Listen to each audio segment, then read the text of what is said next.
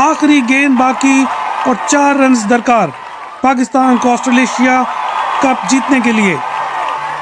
Chetan Sharma versus Javed Miandad, दोनों plan कर रहे हैं कि किस तरह की गेंद हो सकती है, शायद यॉर्कर करेंगे।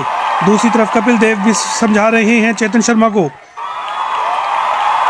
4 रन 1 बॉल। ऑस्ट्रेलिया कप का फाइनल, पाकिस्तान और इंडिया रवायती हरीफ आमने सामने। एक गेंद, जावेद मियांदाद फील्ड का जायजा लेते हुए 3 फील्डर ऑफ साइड पर, 6 फील्डर ऑन साइड पर।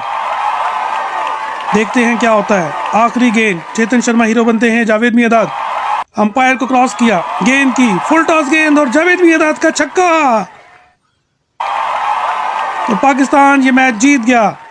पाकिस्तान ऑस्ट्रेलिया कप का फाइनल जीत गया। जावेद मियांदाद की शानदार बैटिंग, ऑस्ट्रेलिया कप